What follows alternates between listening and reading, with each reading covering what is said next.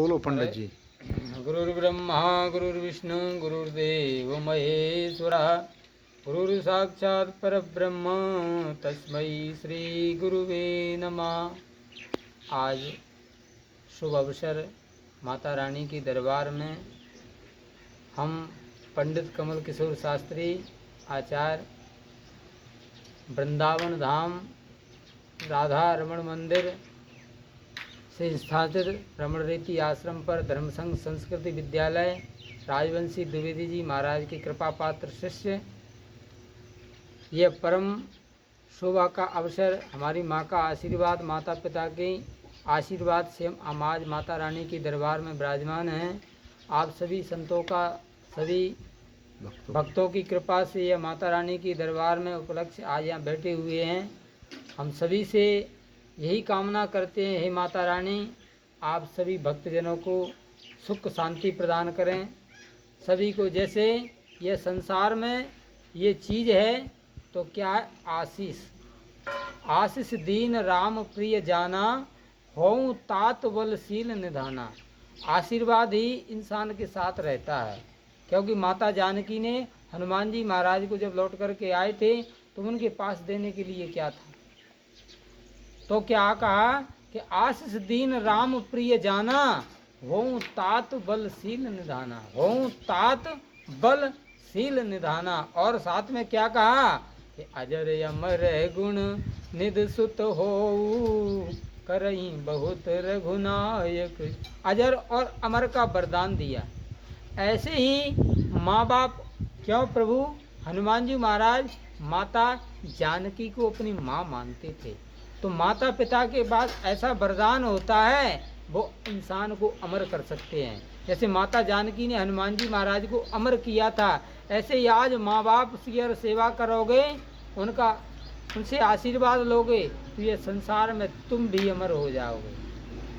अमर होना ये संसार में जीना एक जी नहीं है कि अपना कर्म कर्तव्य हो जाए, अपना धर्म अमर हो जाए, अपना कर्म अमर हो जाए, उसको अमरता का वरदान कहते हैं। अब ये का संसार में जीता रहे वो अमर नहीं है, ये अपना धर्म बचा रहे, अपना कर्म अच्छा रहे, यही अमरता का वरदान होता है।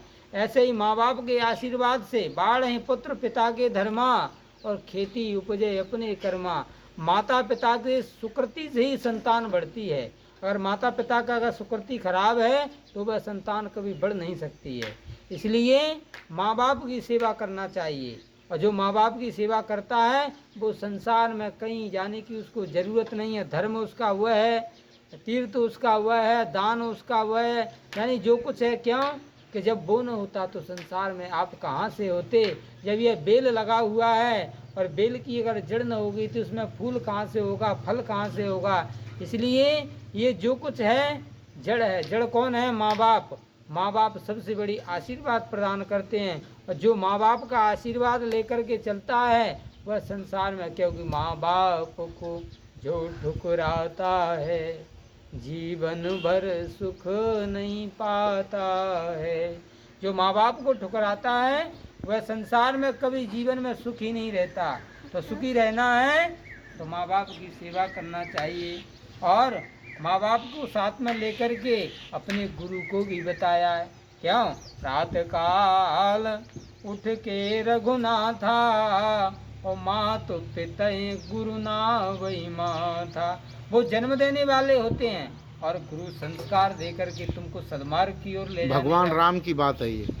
भगवान राघवेंद्र सरकार ने कहा था, प्रातः काल जब उठ करके जाते अपने माता पिता को प्रणाम करते। प्रातः काल उठ के रघुनाथा, माँ तो पिता ही गुरु ना भाई माता, अपने माता पिता को, गुरु को प्रणाम करते, अपने माता पिता को प्रणाम करते। रामायण का लेख, रामायण की चौपाई बोल रहा हूँ, ये तुलसीदास जी महाराज ने लिखा, हमने नहीं लिखा। हाँ। तुलसीदास जी महाराज की लिखी हुई रामायण है, उसी को मैं कह रहा हूँ। मैं इतना बड़ा, मैं तो प्रभु राम जी का सेवक हूँ। तो यह प्रातः काल उठ के रघुनाथा, ये तुलसीदास जी महाराज ने लिखा है। भगवान राघवेंद्र सरकार ने ये मर्या अपने माता पिता को पूजा है, अपने गुरु को पूजा है। तो गुरु सद्बुद्धि देने वाले हैं, माता पिता उसका आशीर्वाद देने वाले हैं। माता पिता के आशीर्वाद से ही संतान बढ़ती है, और गुरु के आशीर्वाद से उसको आशीर्वाद से सद्बुद्धि मिलती है। सद्बुद्धि से, माता पिता के आशीर्वाद से जीव आगे बढ़ता है, और आगे बढ़ कर के वह अच्छे कार्य करता है, सदमार्ग की ओर चलता है, धर्म की ओर चलता है, अच्छे गुणों की ओर चलता है। तो प्रभु की जा पर कृपा राम की होई, और ता पर कृपा करें सब कोई। जहाँ पर राम जी की कृपा करते हैं उस पर संसार कृपा करता है, और जिस पर राम कृपा नहीं करते तो वह संसार में उस पर कोई कृपा नहीं। जैसे देखा होगा कि जयंत पर प्रभु राम ने जब कृपा करी तो सबने संसार ने कृपा की, जब प्रभु राम ने जयंत पर कृपा नहीं हुई तो किसी ने उसको ठुकरा दिया, किसी ने उसको अपना नहीं। ऐसे ही संसार में परमात्मा जिसको अपना लेता है, संसार वालों से क्या, संसार क्या करेगा, संसार जलता रहे, पर मेरे प्रभु अगर मुझे अपना लें तो ये संसार तो नाशवान है। संसार क्या, कुछ नहीं, अपने लिए तो प्रभु हैं, हमारे हैं श्री रघुनंदन, हमें किस बात की चिंता। अगर प्रभु पे सच्चा अटल विश्वास है, प्रभु का भरोसा है, तो प्रभु तुम्हारे साथ हैं। क्यों, भगवान कहते हैं भाव का भूखा हूँ मैं, भाव ही एक सार है, भाव से एक पुष्प दो वो मुझे स्वीकार है, अन्न धन न वस्त्र धन कुछ न मुझको चाहिए, भाव से एक फूल दो वो मुझे स्वीकार है। भागवत में लिखा है पत्रम पुष्पम फलम तोयम, पत्र और पुष्प मेरे लिए चढ़ा दे, मैं फल की कामना मत कर, फल देने वाला तो मैं हूँ। जो आदमी ने अपने ऊपर कहा कि मैं कर रहा हूँ, मैं, अरे करने वाले भी वही हैं, कराने वाले भी, अपन कुछ नहीं कर सकते हैं, देने वाले वो हैं। मैं कहने का तो बुरा होता है, भगवान को ही है, भगवान का आहार है। मैं शब्द जो है भगवान उसका भक्षण करते हैं। तो मैं शब्द अर्जुन ने कहा तो भगवान ने अर्जुन को भीलों से लुटवाया, और मैं शब्द अगर नहीं कहते कि समय समय की बात है, समय बड़ा बलवान, और भीलन लूटी गोपिका बेई अर्जुन बेईमान। अर्जुन ने कहा कि स्वामी मेरे गांडी में इतना बड़ा बल है, तो मैंने सारे कौरव योद्धाओं को जीत लिया, तो आप कहते हो इन गोपियों को, तो बोले भगवान ने कहा नहीं अर्जुन, तो देखा भगवान ने तो अर्जुन को, अरे अहम का भक्षण करते हैं परमात्मा, तो मेरे गोविंद ने तुरंत गांडी को हाथ में लिया, बोल के चले जाओ उन गोपियों की रक्षा करना। तो उधर जाकर के भगवान की माया से भीलों ने अर्जुन को लूट लिया, गोपिकाओं से जितना श्रृंगार था सब छीन लिया, रोते रोते। और प्रभु बोले क्यों अर्जुन, बोले कि हे प्रभु आपकी कृपा, आपको तो संसार मैं क्या समझ सकता हूँ, तो हम जिसने किया तो बड़े बड़े को नहीं रहने दिया, उन्हें अपन से तुच्छ जीव हैं अपने ये संसार में।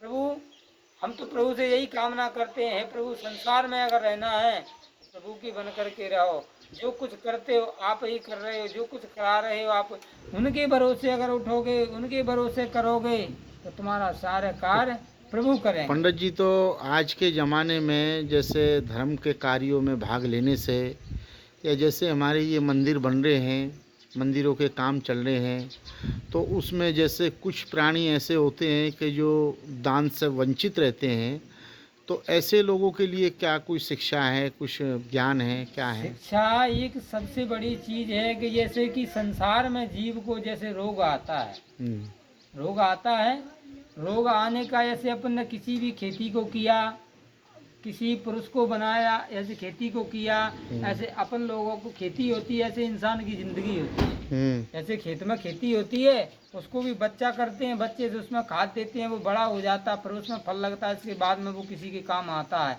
ऐसे ही संसार में जब जीव जन्म लेता है, जन्म लेकर के वो आता है, छोटे से बड़ा होता है, बड़ा होकर के वो किसी के काम आता है, संसार के काम आता है, प्रभु के काम आता है।